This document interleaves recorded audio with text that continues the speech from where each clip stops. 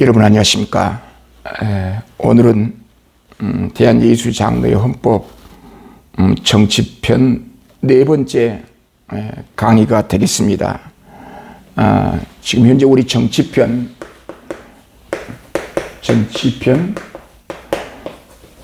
원리를 이제 공부하고 있는데 1장이죠.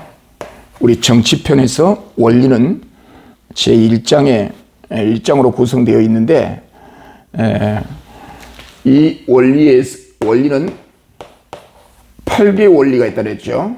이제 8개의 원리가 있다고 했는데 첫 번째는 양심의 자유가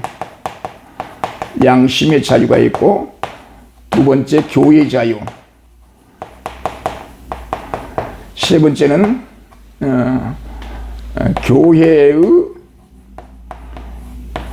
직원과 그 책임, 총론을 제1강으로 했고, 두 번째 강의는 양심의 자유와 교회의 자유에 관해서 2강으로 제가 강의를 한 바 있습니다. 이 교회 직원에 대한 책임, 성격 규명에 대해서 그 원리적인 면을 세 번째 강의에서 이야기를 했는데, 오늘은 네 번째 장로교 정치 원리 8개 원리 가운데 네 번째인 진리와 행위의 관계, 여기 다섯 번째 원리는 직원의 자격,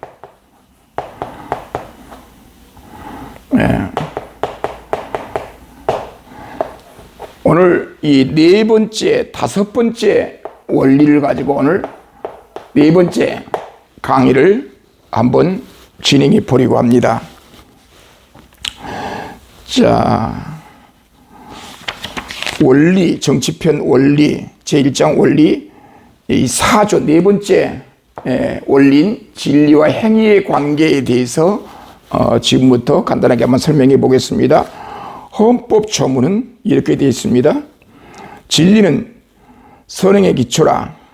진리가 진리되는 증거는 사람으로 성결하게 하는 경향이 있으니 주 말씀하시되 과실로 그 나무를 안다 하심과 같으니 진리와 허위가 동일하며 사람의 신앙이 어떠하든지 관계없다 하는 이 말보다 더 패리하고 더 해로운 것은 없다.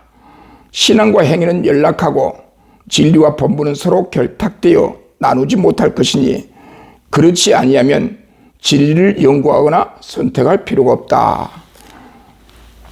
이것이 제 원리 가운데 제4조 진리와 행위의 관계에 대한 원리인데, 이 진리와 행위에 대한 관계가 장로교 정치 원리 네 번째로 등장한 이유가 무엇일까요?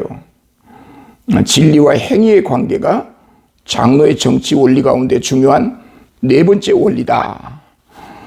이 이야기는 교회는 조직이 필요하죠. 교회도 사람들이 모인 곳이기 때문에 이제 특수 권력 집단이라 그렇게 말합니다. 우리 대한민국 민법에서는 대한민국 민법에 근거해서 대법원 판례는 교회는 단체법으로 비법인 사단으로 해석해서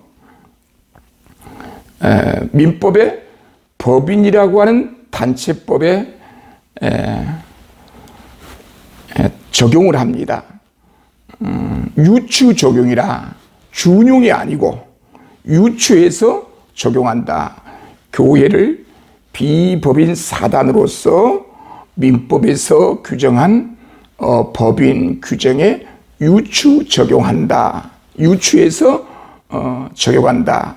그러니까 교회 분쟁이 발생되었을 때에 법원은 개교회 정관과 교단 헌법에 근거해서 판단하지만 그런 모든 판단의 근거를 민법의 원리에서 가져오게 되더라 그 말입니다.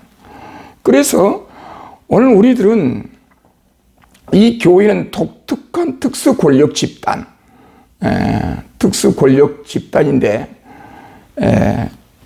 교회가 갖고 있는 우리 장로교 정치가 갖고 있는 그 원리는 진리와 행위가 서로 연동되어 어떤 정치적 그 행위들은 진리의 근거를 둬야 하며 진리의 근거를 두지 않는 정치적 행위들은 결국 인간 교권의 욕망의 분출이다.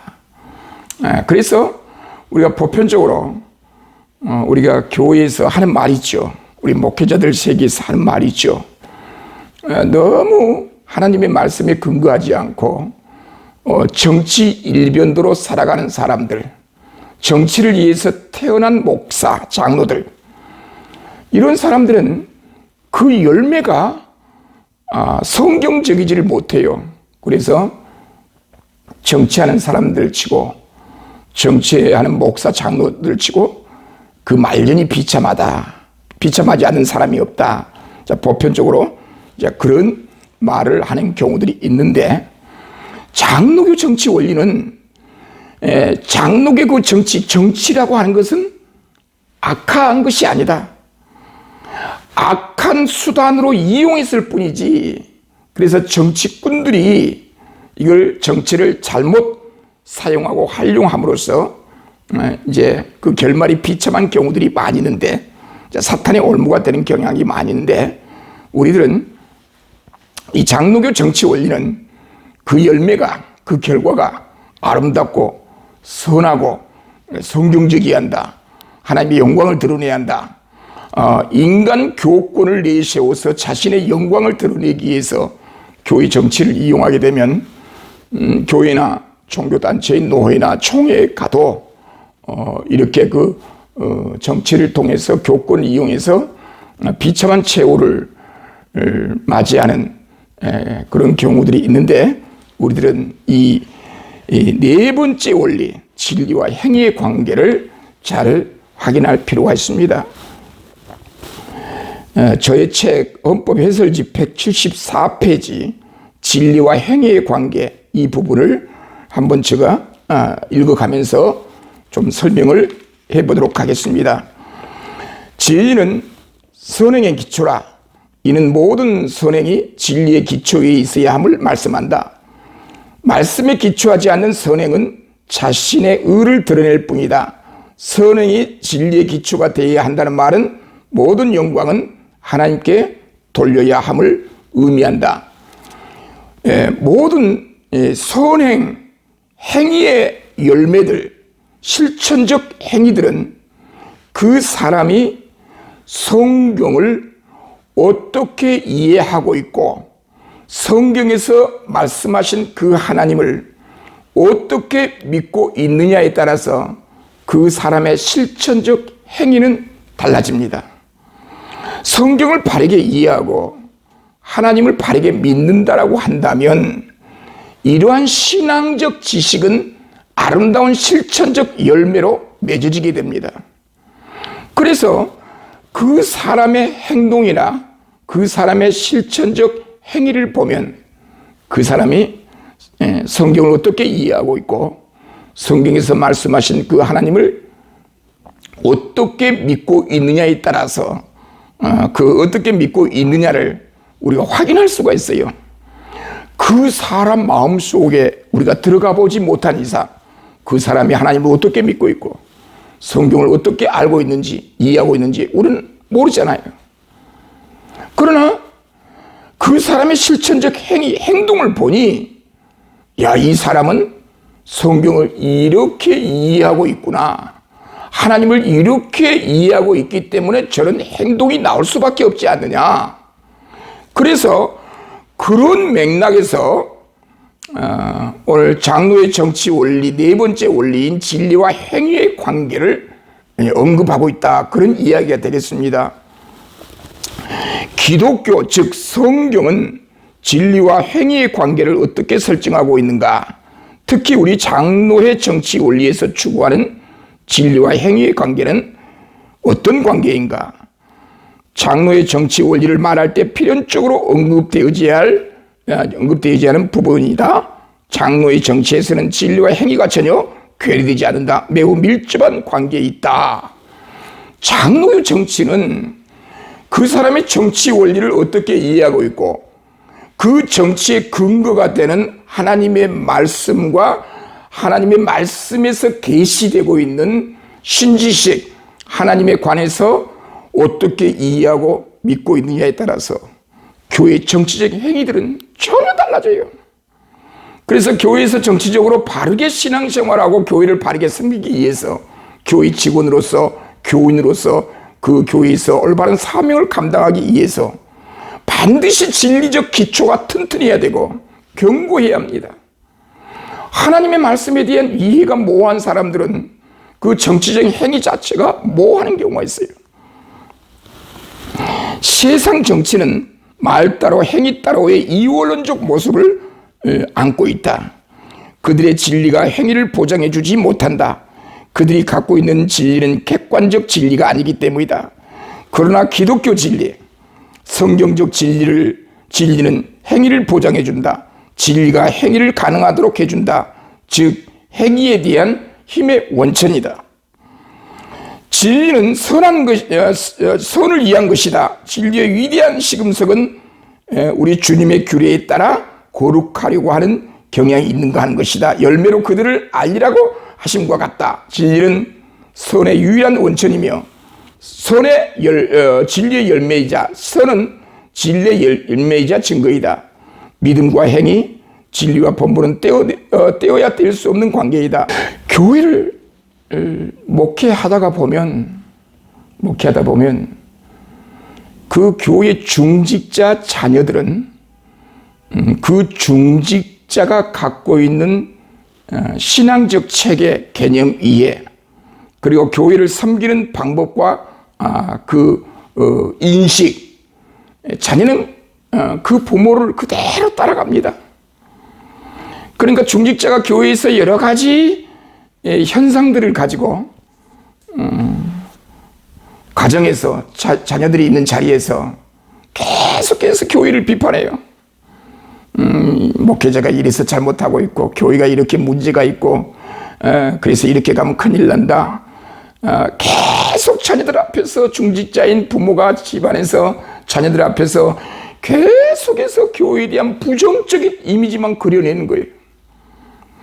그 듣는 것도 한두 번이지 자녀들이 계속해서 그 부모의 말을 듣고 신앙생활하면서 부모와 똑같은 그 부정적인 이미지가 자녀들에게 그대로 침투해 들어와요.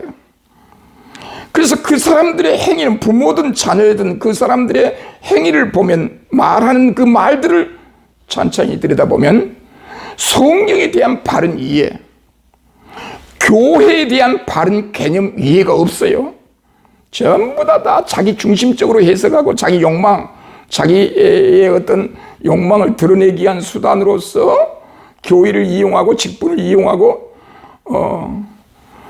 이용하는 그런 경우가 많이 있어요. 그래서 교회에서 중요한 장로 집사를 뽑을 때, 권사를 뽑을 때 그 부모를 보면 안다. 물론 본인들의 자격 요건이 갖춰져야 되겠지만 결국 그 부모를 보면 그 자녀가 앞으로 어떻게 행할 것을 다 알 수가 있어요. 그래서 아버지가 장로였고 장로가 원로 장로였고 어머니가 권사였다. 그래서 계속해서 교회의 부정적인 이미지로 한평생을 살다가 교회를 섬기다가 은퇴를 했어요.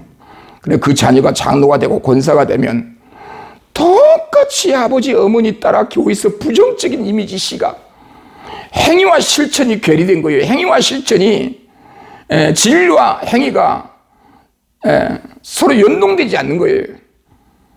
진리 따로 행위 따로예요. 하나님의 말씀에 대한 개념 이해, 교회에 대한 개념 이해, 그런 것이 이론적인 그런 지식을 정확하게 갖고 있지 못하다 보니 나타나는 그 말의 열매들, 행위의 열매들은 계속해서 목회자를 공격하고 동료 장로를 공격하고 교인들을 공격하고 부정적으로 이래서는 안 되고 저래서는 안 되고 그래서 되는 게 아무것도 없어요. 그런 사람들에게는. 그래서 장로교 정치 원리는 진리와 행위, 이론과 실천, 행위와 실천은 반드시 이론에 근거하고 있다. 그 이론은 우리 기독교적으로 보면, 교회적으로 보면 성경적 지식에 근거하고 있다. 성경을 통하여 철저한 훈련과 교육을 받고 이 교회는 어떤 곳인가에 대한 정확한 개념을 이해해서 교회는 부단히 우리가 섬기고 우리가 순종해야 되고 내 자신을 저복종시키고 늘 말을 조심하고 이런 정확한 훈련을 통해서 바른 성경적 지식, 하나님에 대한 신지식에 대한 이해를 갖고 믿음을 갖고 있는 주의 종들은 그 사람들의 실천적 모습들, 언어의 표현들이 은혜로울 수밖에 없죠. 왜 교회가 분쟁이 일어납니까? 진리와 실천이 이원론적으로 보기 때문에 진리 따로 행위 따로 성경은 따로 그건 성경에서 나오는 이야기일 뿐이지 우리는 우리 식대로 간다. 얼마나 불행한 이야기입니까? 성경적 이야기를 하면 그렇게 싸우면 안 됩니다. 그런 생각을 갖고 있으면 안 됩니다. 하나님 말씀 성경은 이렇게 말씀하셨습니다. 교단 헌법은 이렇게 말씀하셨습니다. 그렇게 말하면 뭐란 줄 알아요? 목사님, 그건 성경에서 나온 이야기고 그건 헌법에서 나온 이야기고 우리는 우리의 현실, 나는 이렇게 생각합니다. 그런 언어의 표현, 생각들을 보면 이 교회라고 하는 단체를 일반 서클 집단과 똑같은 개념으로 봐버린 거예요. 그래서 우리 장로교회는 철저하게 장로의 정치 원리 가운데 네 번째 제4조 진리와 행위의 관계를 철저히 가리키고 철저히 훈련시키지 않으면 교회 분쟁은 영원히 계속될 것입니다. 자, 성경을 어떻게 이해하고 있느냐에 따라 정치 원리가 달라집니다. 동시에 성경을 통해 복음을 어떻게 이해하고 있느냐에 따라 정치적인 행위들이 달라질 것입니다. 교회의 정치적 행위들은 성경과 복음을 이해한 결과적 산물입니다. 정치 행위를 보면 그 사람의 신앙관을 읽어낼 수 있잖아요. 성경과 복음을 어떻게 이해하고 있느냐에 따라 그 사람의 정치적인 행위도 달라집니다. 신앙이 모호한 사람일수록 교회 안에서 정치적 행위들도 모호하고 피곤해집니다. 그래서 철저히 교회는 하나님의 말씀을 성도들에게 가르쳐서 이 하나님 말씀 성경을 통해서 하나님의 의도가 무엇인지 하나님의 뜻과 목적이 무엇인지를 잘 가르쳐서 또한 우리 하나님께서 피로 값주고 세우신 이 교회를 통하여 이루고자 원하시는 뜻이 무엇인지 이 교회는 어떤 성격을 갖고 있는 것인지 그걸 정확하게 가르쳐서 교회 안에서 분쟁과 혼란을 야기시키지 않도록 이런 바르게 가르쳤음에도 불구하고 계속해서 교회의 분쟁을 일으키고 부정적으로 안 된다, 못한다, 우리 목회자 빨리 사임해야 한다, 아무개 장로 빨리 사임해야 한다, 우리끼리 모여서 교회를 운영해야 한다. 별별 이야기들이 교회를 혼란 가운데 빠뜨린 경우들이 많이 있어요. 장로의 정치 원리는 권면해도 듣지 아니하면 그들을 출교시키라. 지난 강좌에서 제가 설명을 했죠. 회개하지 않으면 결국은 그리스도 밖으로 내쫓을 수밖에 없어요. 그래서 장로의 정치 원리 7조 8조에 보면 치리권과 권징권 있잖아요. 권선징악, 성경과 교단 헌법에 근거해서 그들을 처단할 수밖에 없다 그 말이에요. 자, 진리와 행위의 관계는 우리 장로의 정치 원리에서 너무나도 중요하다는 거, 이 부분을 분명히 하고요. 이제 5번째 제5조 장로의 정치 원리 가운데 제5조는 직원의 자격이에요. 직원의 자격. 본문을 한번 읽어봅니다. 직원의 자격. 제4조의 원리에 의지하여 교회가 당연히 직원을 선정하되, 제4조의 원리는 뭡니까? 제4조는 진리와 행위의 관계. 정말 하나님의 말씀에 근거해서 그 사람의 삶의 모습, 행위의 열매들이 아름다워야 되잖아요. 자, 그러한 원리에 의지하여, 제5조 직원의 자격에 의하면 그러한 원리에 의지하여 교회가 당연히 직원을 선정하되, 교회는 직원이 필요하지, 없어는 안 돼요. 교회가 제 아무리 불규칙하고 불안전하고 많은 아픔과 많은 이해관계로 인해서 혼란이 많이 있을 수 있지만, 그럴지라도 교회는 주님의 몸된 교회이므로 그 교회는 당연히 직원을 선정해야 되죠. 여기서 말한 직원이란 목사, 장로, 집사를 의미하죠. 목사, 장로, 직원을 선정하되 교회의 도리를 완전히 신복한 자로, 교회의 도리를 완전히 신복한 자로 선택하도록 규칙을 제정할 것이요. 교회는 사람들이 모인 장소이기 때문에, 이제 우리 헌법 정치편 제2장에 가면 교회론이 나옵니다. 교회론. 교회론. 거기서 무형 교회론과 유형 교회론을 언급하고 있는데, 이 지상의 교회를 우리는 유형 교회라고 하죠. 그 유형 교회는 예배 모범이 필요하고 교회의 각종 규칙이 필요해요. 너의 뜻대로도 아니요, 나의 뜻대로도 아니요, 성경에 근거하여 그리스도께서 설정해 주시는 그런 하나님의 말씀에 근거하여 교회는 각종 규정을 제정합니다.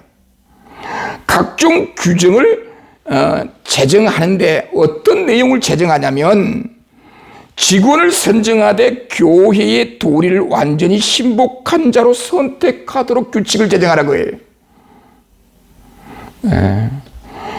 목사, 장로, 집사를 아무렇게나 세우면 안 된다는 거죠. 교회는 교단 헌법이 있고 교회 정관이 있어요. 교회 정관에 이러한 자격 요건에 의해서 장로와 집사를 선정한다. 자, 그렇게 돼 있죠. 그런 규정들이 있죠. 그런 규정들을 잘 정리해서 교회의 도리를 순종하고 신복한 자로 선택을 해야 한다 그 말이에요. 여기서 그러나 제5조 조문에 의하면, 그러나 성격과 주의가 다 같이 선한 자라도 진리와 교구에 대한 의견이 불합할 수 있다. 그런 이런 경우에는 일반 교우와 교회가 서로 용납하여야 한다. 교회는 우리가 인정을 해야 돼요. 교회는 물론 갈등이 있을 수 있어요. 이해관계에 의해서 서로 간의 어떤 관계가 아주 이해관계로 인해서 첨예한 갈등이 있을 수 있어요. 문제가 있을 수 있어요. 문제가 있다고 해서, 갈등이 있다고 해서 다 없애버릴 수는 없잖아요. 서로 의견을 달리할 수가 있어요. 그때 너무나 자기의 자신의 의견을 관철시키기 위해서 하는 말이 뭔지 알아요? 이건 절대 양보 못한다. 왜 자기의 의견에 절대란 말을 붙입니까? 내 눈에 흙이 들어와도 이건 용납 못한다. 아이고, 그런 분들은 교회 떠나야 되죠.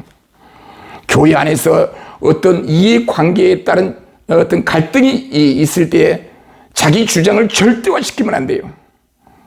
자기 주장을 절대화시키면 안 되고, 오늘 여기 헌법에 보면 장로의 정치 원리에 의하면 이때 일반 교우들은 그런 갈등들을 이해하고 조정하고 합의하고 화해하고 서로 용납해야 한다. 이게 장로의 정치 원리예요. 많은 갈등이 있는 이후에 서로 화해하지 못하고 용납하지 못하고 자기 의견의 절대화를 주장하면서 분쟁이 일어난다고 하는 것 자체가 장로의 정치 원리에 반하고요. 그건 장로교 교회라고 볼 수 없고요. 그 다음에 진리와 행위의 관계에 의해서 올바른 장로의 정치 원리하에서 교회 직원이라 말할 수가 없다. 장로교 정치 원리에서 직원에 해당되지 않는 자들이, 직원의 자격에 해당되지 않고 미달된 자들이 교회 안에서 분쟁을 일으켜요. 장로의 정치가 아닌 자기 개념의 정치 원리를 가지고 들어와요. 자기 주관적인 견해의 정치 원리를 가지고 들어와요. 그래서 교회의 정치, 장로의 정치를 폄하하고 해체시키고 오로지 장로의 정치 원리를 무시하고 자신의 주관적 정치 원리를, 의견을 절대화시켜서 자기 의견을 따르지 않는 교인들을 적으로 보고, 이런 생각들은 그리스도와 상관없는 생각들, 그리스도에 근거하지 않는, 예수 그리스도 안에서 주어진 생각들도 의식들도 아니요, 성경의 원리도 아니라는 거. 자, 이런 자들은 우리 장로의 정치 원리에서 어떻게 하라고 했어요? 제3조 제1장 제3조 직원의 직무와 그 책임에서 거짓 도리와 신앙한 자와 행위가 악한 자가 있으면 책망하고 출교하라. 너무나 악해요. 악하다는 말이 뭐예요? 성경에 근거하지 않는다. 성경에서 근거한 하나님의 말씀에 근거하지 않고, 성경에서 말씀하신 그 말씀에 근거하지 않고, 하나님의 의도에 근거하지 않고, 하나님의 뜻에 근거하지 않고, 오로지 자기 의견의 절대화를 주장하면서 자기 의견을 내세우면서 교회와 상관없는, 신앙과 상관없는 고집을 부릴 때, 불순종할 때 책망하든지, 책망해서도 말을 듣지 아니할 때는 어떻게 하라? 출교하라. 여기서 말한 출교는 그리스도와 상관없는 적으로 봐버려라. 이단으로 봐버려라. 적그리스도로 봐버려라. 그리스도 밖으로 쫓아내라. 자, 이것이 시리아의 권진권인데 그건 다음 시간에 살펴보기로 하고, 오늘 직원의 자격은 철저히 한다는 거.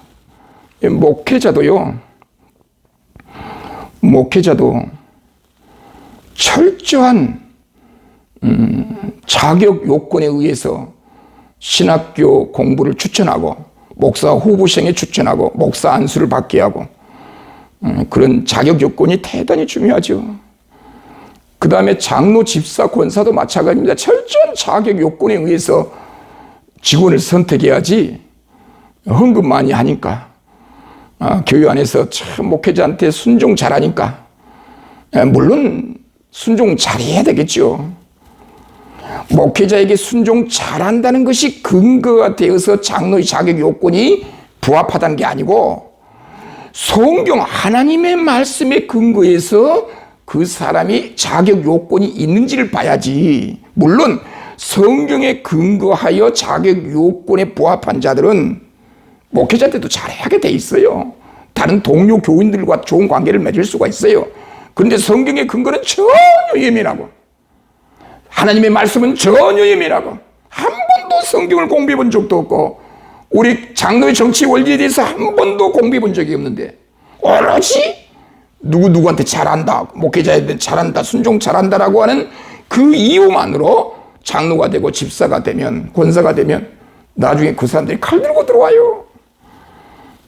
그래서 철저하게 자격 요건에 맞게, 그것이 우리 장로의 정치 원리라는 거예요. 장로의 정치 원리는 철저합니다. 제5조 직원의 자격을 한번 보세요. 제4조의 원리에 의하여 신앙과 행위의 관계에서 일치된 자, 언행일치가 된 자, 말씀에 충실한 실천적 행위를 갖고 있는 성실한 주의 종들에게 교회가 당연히 그들을 직원으로 선정해야 됩니다. 그들은 교회 직원으로 세우기 위해서는 교회 도리에 완전히 신복하는 자로 선택해야 한다는 거. 이런 내용들이 교회 규칙으로 제정되어져야 한다는 거. 그래서 요즘 많은 교회는 교회 정관에 장로가 되려면, 집사가 되려면 그 자격 요건을 철저하게 규정하고 있는 교회들이 많아요. 나중에 서로 싸움을 방지하기 위해서 아예 이런 자격 요건에 부합하지 않는 자들은 아예 장로, 집사, 권사 꿈을 꾸지 못하도록 자격 요건을 딱 설정해 놓고, 이 자격 요건에 의해서 교회 직원을 선택하고, 그들로 하여금 철저히 하나님의 말씀과 우리 장로의 정치 원리 교단법을 잘 가르쳐서 바르게 교회 도리에 순종하고 하나님 앞에 영광을 돌린 자로 교회 직원을 선택해야만 그 교회가 많은 아픔과 갈등 속에서도 이제 하나님의 영광을 위하여 본래적 사명을 감당할 수 있다는 거. 그래서 교회 안에는 싸움도 있을 수 있고 갈등도 있을 수 있어요. 그러나 그 갈등과 그 싸움과 분쟁은 자신들의 절대적 자기들의 의견을 절대화시켜서 이렇게 하지 않으면은 안 된다. 사생결단하는 그런 판단 실수가 없도록. 그래서 모두가 내 의견이 어쩌면 성경적일 수가 없다는 거. 어쩌면 내 의견이 잘못된 의견이라 할 수 있다는 거. 이제 그걸 먼저 생각하고 상대편의 의견도 듣고 그래서 서로 화해하고 용납하는 게 장로교입니다. 그래서 발언을 할 때, 회의를 할 때, 발언을 할 때도 내 의견은 이러한데 내가 오늘 이 회의를 통해서 다른 분의 의견을 듣고 보니 그 의견도 일리가 있는 것 같습니다. 내 의견은 이렇게 내 의견을 내세워서 내가 관철시키려고 했었는데 다른 사람의 의견을 들어보니 내 의견에도 문제가 있고 한계가 있다는 점을 발견했습니다. 그래서 내 의견과 여러분의 의견 중에 서로 일치한 점이 무엇인지, 좋은 해결책이 무엇인지 오늘 이 시간에 의논했으면 좋겠습니다. 저도 저 의견을 절대화시키고 고집부리지 않겠습니다. 그렇게 발언을 하면 모든 교회 성도들이 박수 쳐버려요. 그런데 어떤 사람은 거품을 물고 이렇게 하면 안 됩니다. 나 교회 떠납니다. 그럼 떠나면 되는 거죠. 그런 경우들이 참으로 많이 있어요. 많이 있어요. 그래서 오늘 우리 장로의 정치 원리가 아주 잘 돼 있어요. 제5조 다시 한번 읽어볼게요. 그러나 성격과 주의가 다 같이 선한 자라도 진리와 교구에 대한 의견이 불합할 수 있다. 불일치할 수 있다. 서로 다를 수가 있다. 아무리 하나님의 말씀에 의해서 성격과 자기 주장이 선하고 정당하다고 할지라도 그 어떤 진리와 그 어떤 교회 규칙에 의해서 그 규칙에 접근하는 그 인식론이 서로 달라서 서로 하나가 되지 못한 경우들이 있을 수 있다. 우리 장로 정치 원리는 이 부분에서 이런 경우에는 일반 교우들과 교회가 서로 용납해야 한다. 서로 상대방의 주장을 용납하고 무엇이 가장 이상적인 하나님의 영광을 돌릴 수 있는 길인가를, 최선의 길이 무엇인가를 의논하고 격려하고 상대를 인정하면서 할 때 교회는 아름답게 진행되죠. 우리 목회자들도 교회 안에서 어떤 특별한 사안을 가지고 의논할 때 담임 목사가 내 뜻은 목회자인 내 뜻은 이렇습니다. 여러분 이렇게 따라와 주십시오. 그렇게 발언하면 안 되고 어떤 안건을 충분히 교회 성도들한테 듣는 거예요. 듣는 거예요. 그래서 담임 목사가 자기 의견과 교인들의 의견을 서로 노출시켜서 어느 길이 가장 합리적인 길인가, 하나님의 영광을 위한 길인가, 모든 성도들이 손뼉 치면서 오늘 결의 잘했다 할 정도로 서로를 설득하고, 담임 목사가 자기 주장을 관철시키려고 한다면 성도를 설득시키라고 말이에요. 은혜롭게 설득을 시키라고 말이에요. 강압적으로 주의 종에게 순종하지 않으면 저주받는다. 그런 설교는 했었고, 담임 목사에게 주의 종에게 순종하지 않으면 저주받는다. 자기를 반대한 성도를 다 사탄이란다 하고 해버리면 자기를 반대한 교인들을 다 사탄이라고 한다든가. 이런 이야기들은 직원의 자격 요건에서 벗어나 있다고 볼 수 있겠죠. 자, 오늘 중요한 원리들에 관해서 말씀을 드렸는데, 교회는 이런 정치 원리를 바르게 가르치고 훈련받아야 될 것으로 보입니다. 자, 오늘은 장로의 정치 원리 가운데 여기 4조, 5조 진리와 행위의 관계, 직원의 자격에 관해서 알아보았습니다. 다음 시간에는 장로의 원리 마지막 부분, 치리권과 권징에 대해서 다음 시간에 살펴보도록 하겠습니다. 감사합니다.